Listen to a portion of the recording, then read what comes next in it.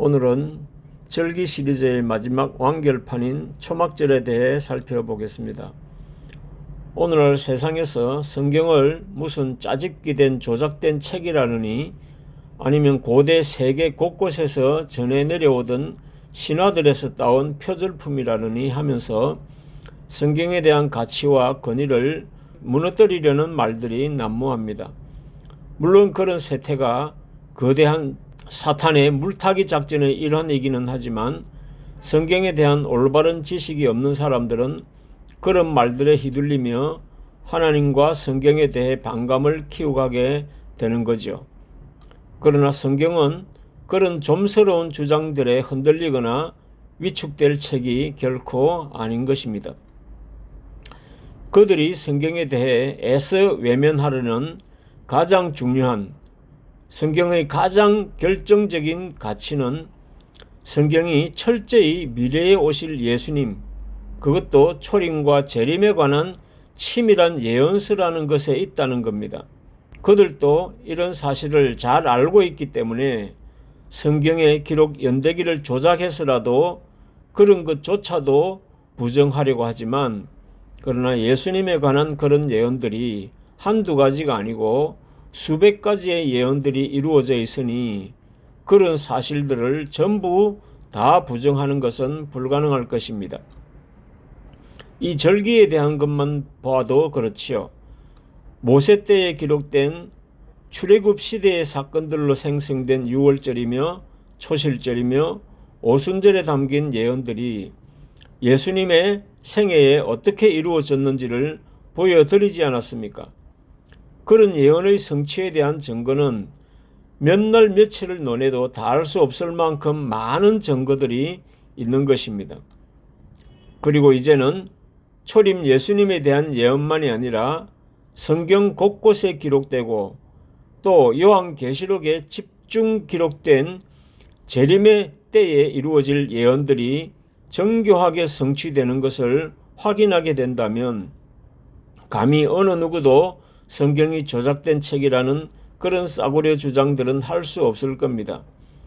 자, 이런 과제는 결코 우리 사람들의 능력 밖의 일인 것이고 하나님께서도 우리 사람들보다 더 간절하게 이 성경의 참된 진리됨을 세상에 드러내고 싶어 하신다는 것입니다.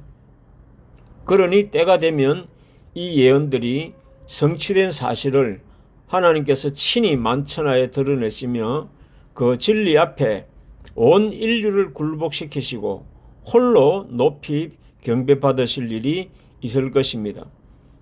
그런 의미에서 이 절기 시리즈에 대한 말씀들, 그 중에서도 특별히 나팔절과 속죄일, 그리고 오늘 다룰 초막절 절기에 대한 말씀은 예수님의 재림 소식을 정교하게 예언해 놓은 말씀이라는 것을 확인하는 것은 이 시대를 살아가는 우리 신앙인들에게는 너무나 중요한 과제가 아닐 수 없는 것입니다.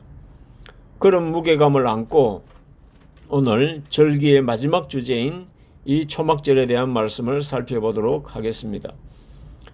예수님의 재림 사역을 담고 있는 예언은 이 가을의 절기인 7월 1일의 나팔절부터 그 첫 단추가 끼워지는 것이라고 했고 그 다음에 이어지는 것이 7월 10일에 속죄일 절기라 했습니다. 그 절기들을 바탕으로 마지막 피날레를 장식하는 이 초막절 절기에서 어떻게 재림의 역사가 완결되는지에 대해 오늘 함께 살펴보도록 하겠습니다. 자, 이 초막절은 레위기 23장 33절을 보시면 말씀드린 것처럼 7월 15일에 드려지는 절기이고 여기에는 두 가지의 중요한 의미가 바탕에 깔려있는 절기라고 소개하고 있습니다. 그 첫 번째는 이스라엘 민족이 출애굽을 하고서 광야 40년 세월을 방랑했던 그 방황의 세월을 잊지 말라는 하나님의 역사적인 교훈이 담긴 절기라는 것이고, 그리고 두 번째는 이스라엘이 그 광야에서의 방랑 생활을 끝내고 가나안 땅에 정착하면서 가을 추수를 끝내고 드려지는 추수감사절의 의미까지 함께 담긴 것입니다. 그러나 이러한 내용들은 이 초막절이 생기게 된 역사적인 배경에 불과한 이야기들인 거고, 진정 하나님께서 이런 율법을 제정해 주실 때에는 단지 과거의 역사적인 교훈을 전수하는 데만 그 목표를 두지 않고 먼 훗날에 예수님께서 재림하실 때 있을 일에 대한 예언을 하기 위해 주신 것이었던 것입니다. 이는 마치 유월절이 예수님의 죽으심을 예언하고 초실절이 예수님의 부활을, 오순절이 마가다락방에 성령이 강림할 것을 예언한 것처럼 말입니다. 이미 이루어진 이런 절기들에 대해서는 말하기도 좋고 듣는 사람들이 수긍하기도 좋지만 나팔절, 속죄일, 그리고 이 초막절 절기에 대한 것은 아직 나타나지 않은 일이기에 참으로 전달하기가 어려운 것입니다. 그런 점들이 예언이라는 분야의 특성인 것입니다. 노아가 홍수가 올 것을 예언한 것도 당대 사람들은 받아들이지를 못했지요. 예레미야가 예루살렘이 바벨론에 멸망당하고 70년간 포로 생활할 것도 전했지만은 그 당대의 사람들은 역시나 그것을 받아들이지 못했습니다. 그런 결과로 결국은 구약의 예언대로 오신 예수님조차 거부하고 죽여버리는 결과를 낳게 된 거 아닙니까? 그러니 재림에 대한 예언은 오죽하겠습니까? 그러나 이 말씀을 받은 자로서 전하지 않을 수 없어 전하는 것이니만큼 부디 들으시는 분들은 성령이 교회들에게 하시는 말씀을 듣는 심정으로 깊이 헤아려 들으시기를 바라는 것입니다. 자, 이제 본론으로 돌아가서 이 초막절 절기에 대한 말씀을 함께 풀어가 보도록 하겠습니다. 우선 초막절은 출애굽한 이스라엘 백성들이 40년 동안 광야를 방황하던 세월을 기념하는 것이기 때문에 이스라엘 백성들이 광야에서 살았던 것처럼 종려나무나 버드나무 같은 무성한 나무 가지들로 초막을 지어 거기 거하면서 하나님의 교훈을 새기는 그런 절기였던 것입니다. 그리고 마침 그 시기가 가을 추수를 끝내는 시기에 맞물려서 드려졌기 때문에 당연히 추수감사절과도 같이 겹치는 절기였던 것입니다. 이때는 이스라엘 민족 전체가 하나의 거대한 캠핑족이 된 듯이 야외에서 초막을 짓고 거기서 야영을 하는 기이한 축제라 할 수 있는 겁니다. 여담으로 말씀하자면 몇 년 전에 팔레스틴이 이스라엘에게 공격을 하면서 전쟁이 일어났죠. 그 공격을 개시한 그 사건이 있었던 날이 바로 이 초막절 절기에 일어난 사건이었던 거죠. 축제일이었으니까 온 나라가 무방비 상태로 있던 시기라 기습 공격하기에는 안성맞춤이었던 시간이었던 거죠. 여하튼 이 초막절에 대한 역사적인 교훈적인 강조점들은 굳이 많은 설명을 드리지 않아도 어느 정도 상식선에서 이해하면 할 수 있는 차원인 것일 겁니다. 그러나 우리가 강조하고자 하는 것은 이미 말씀드린 것처럼 이 절기 또한 단순히 과거의 역사적인 교훈을 새기는 것으로 끝나는 것이 아니라 예수님의 재림의 예언이 담겨져 있다는 것으로 봐야 한다는 거죠. 그렇게 보면 이 초막절의 의미가 완전히 달라지는 것입니다. 이제 그 예언적인 의미를 말씀드려 보겠습니다. 먼저 첫 번째로 말씀드릴 것은 초막절을 지킬 수 있는 사람은 이미 가나안 땅에 들어온 사람들이라야 초막절을 지킬 수가 있는 거겠죠. 광야 40년 동안에 이미 죽은 사람들이라면 초막절을 지킬 수가 없을 거니까 말입니다. 이것을 예언적으로 보자면 이 가나안 땅의 예언적인 의미인 천년왕국이라고 할 수 있는 언약궤 성전에 들어온 사람만이 이 초막절 절기를 지킬 수 있다는 그런 의미가 되는 것입니다. 안식의 땅, 가나안 땅에 대해서는 십계명 제4계명을 설명드릴 때도 충분히 말씀을 드렸으니 그 말씀도 잘 새겨보시면 도움이 될 것입니다. 그리고 그 안식일에 대해서는 7년마다 다가오는 안식년과 안식년을 7번 지내고 찾아오는 희년과도 깊은 관련이 있다고 말씀을 드렸습니다. 이는 또한 77절과도 연결되는 용어이고 다니엘서 9장 24절에서 나오는 70일에라는 용어와도 긴밀한 연결이 되는 의미인 것입니다. 자, 이것들을 최대로 확장을 해보면 베드로 사도가 말한 것처럼 하루가 천년 같고 천년이 하루 같다는 말씀처럼 지금은 아담 이후 6일의 역사, 6천년의 역사가 흘러가고 이제 새로운 7천년이 시작되는 새 천년의 출발점이라는 것으로도 유념해 볼 수가 있을 것입니다.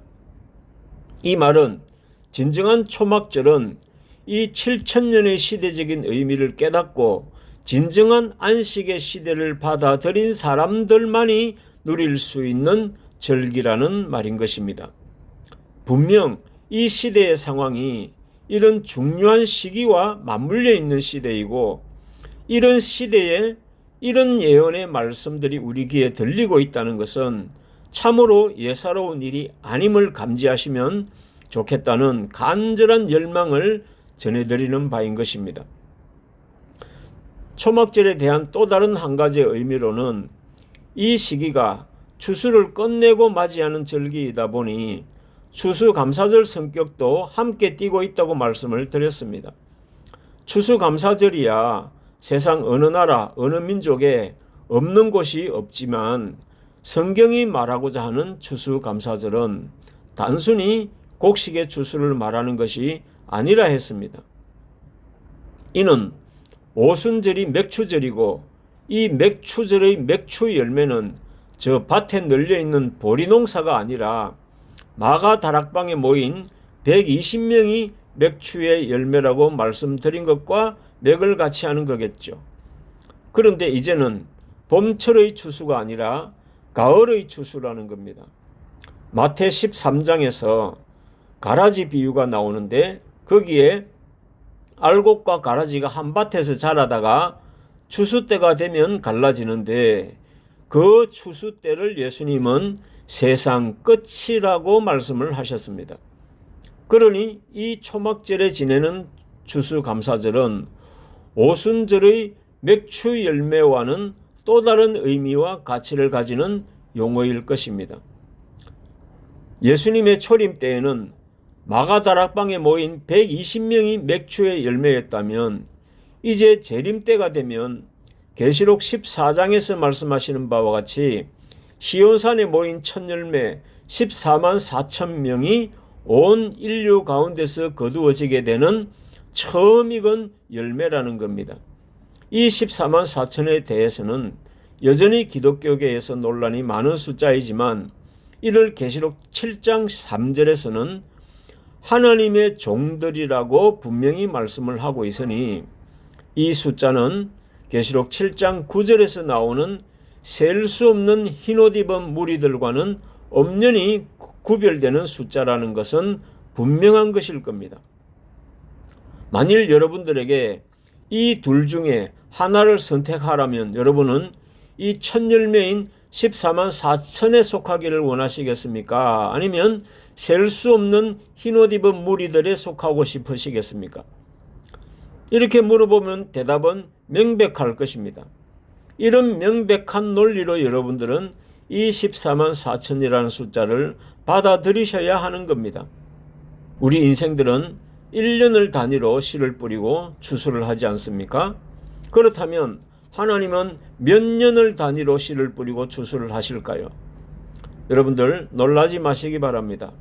하나님께서는 아담 때로부터 시작해서 예수님의 재림 때까지, 즉 시온산의 14만 4천 첫 열매를 모으시는 때까지를 단 한 번의 농사 주기로 보시는 겁니다. 반복은 없습니다.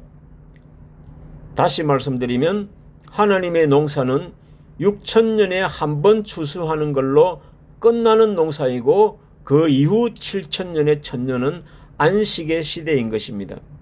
어떻습니까? 하나님의 계획이 좀 느껴지십니까? 그래서 계시록 14장 14절 이후에서 보시면 구름을 탄 천사가 알곡을 거두어 드리기도 하고 또 진노의 들포도를 거두어서 진노의 포도주 틀에 넣어서 심판하신다는 말씀도 나오는 겁니다. 알곡과 가라지가 갈라지는 것을 보여주는 거죠. 모두들 적업정으로 다들 씨는 대충 뿌리고 결실은 빨리 보기를 원하는데 하나님의 농사는 그렇게 되지를 않습니다. 아브라함을 보세요. 하나님께서 가나안 땅을 주시겠다고 그렇게 먼 거리로 불러내서 가나안 땅까지 인도해 놓으시고도 아직도 400년 후에 주시겠다고 하니 아브라함의 마음은 어떠했을까요? 인간적으로 보면 좋다가 말았네 하지 않겠습니까? 만약에 여러분들께서 강남의 노른자의 땅 1000평을 주시는데 400년 후에 주겠다고 하면 어떠하시겠습니까? 그런 식인 거죠. 예수님께서 이 땅에 오신 것도 아담의 범죄 이후에 창세기 3장 15절에서 여자의 후손을 보내주겠다고 약속하신 지 4000년 만에 오신 거 아닙니까? 하나님의 약속의 단위는 보통 이 정도인 것입니다. 그렇게 수백 년, 수천 년을 기다려서 이제는 마지막 초막절을 통해 진정한 마지막 구원의 장막이 열리는 시대인 것이고 그것이 계시록 15장 5절에서 소개하는 정거 장막의 성전이라는 언약궤의 성전을 말하는 것입니다. 그래서 초막절을 다른 한편으로는 장막절이라고도 하는 거죠. 그 장막에 하나님의 종들 14만 4천 명을 첫 열매로 거두어 모으시겠다는 겁니다. 자, 다시 정리하면 11장 15절에서 마지막 나팔이 불리는 것을 기념하는 절기가 7월 1일인 나팔절인 거죠. 그리고 그 나팔 소리와 함께 12장의 남자아이가 출현하게 됩니다. 그리고 7월 10일 속죄일의 역사로 지성소에서 아이를 낳은 여자와 남자아이는 속죄일에 택함받은 두 염소처럼 한 마리는 하나님의 보좌로 올라가고 다른 한 마리는 광야 아사셀을 향하여서 버려지듯 아이를 낳은 여자는 광야로 도망을 가서는 엄녀의 길을 가게 되는 겁니다. 그리고 마지막 피날레로 7월 15일 초막절에 15장 5절의 말씀처럼 언약궤의 성전이 열리고 거기 성전에 첫 열매 14만 4천을 모으는 역사가 나타나게 되는 것인 겁니다. 이런 재림의 역사가 우리에게 나타나는데도 또 얼마나 긴 시간이 걸릴까요? 마태복음 24장 34절을 보시면 이제는 이 모든 재림의 역사가 이 시대 곧 한 세대 안에 결판이 난다고 하는 겁니다. 아무리 길어도 지금 이 세대를 살아가는 사람들에게는 우리 당대의 모든 것이 완료되어 나타난다고 하는 것이니 이제는 한번 목숨을 걸만하지 않겠습니까? 이것이 계시록 1장 1절에서 말하는 반드시 속히 될 일에 해당되는 것인 겁니다. 하나님께서는 아담 때부터 씨를 뿌려 결국 거두시려는 인류의 추수 열매는 이 첫 열매 14만 4천이었다는 겁니다. 이들이 첫째 부활에 들어가게 되고 이들은 셀 수 없는 흰무리들과는 다른 천년 동안 그리스도와 더불어 왕노릇할 사람이라는 겁니다. 이 왕들은 누가복음 19장에서 말하는 머나 비유에서 말하는 고을 권세를 받은 사람들인 것입니다. 그 고을 권세를 받은 14만 4천 중에서도 한 고을 맡을 사람이 있고 5고을 맡을 사람이 있고 10고을을 맡을 사람이 있다는 겁니다. 행한 대로 갚아준다고 하지 않았습니까? 그런 원리인 거죠. 우리는 세상이 주는 부와 명예를 구할 것이 아니라 하나님께서 주시는 상을 바라는 그런 신앙인이 되어야 하지 않겠습니까? 히브리서 11장 6절에서는 믿음이 없이는 하나님을 기쁘시게 못하나니 하나님을 믿는 자는 자기를 찾는 자들에게 상 주시는 이심을 믿어야 하리니 라고 말하지 않았습니까? 사도 바울은 뭐라고 했습니까?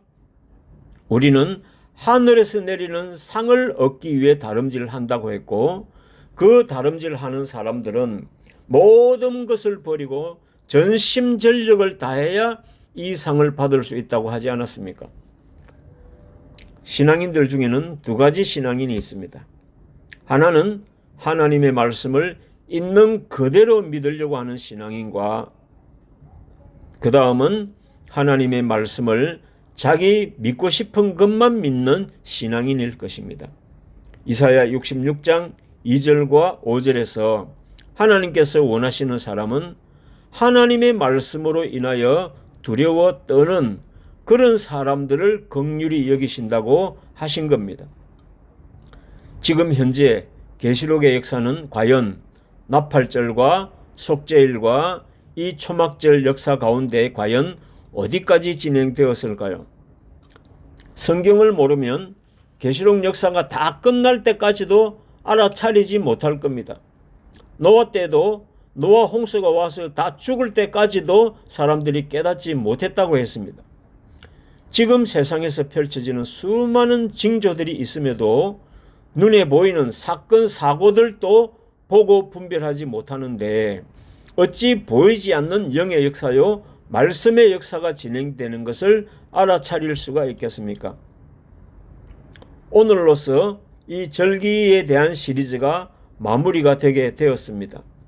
이것으로 지금까지 올려드린 계시록을 비롯한 많은 말씀들을 통해 재림의 때를 위해 필요한 개략적인 말씀들은 다 전해드렸습니다. 이렇게 올려놓았으니 이제는 못 봤다, 못 들었다 핑계댈 수는 없을 것입니다. 부디 귀 있는 자가 되셔서 성령께서 간곡하게 부르시는 하나님의 음성을 알아듣는 여러분들이 되기를 기원드리면서 말씀을 마무리하겠습니다.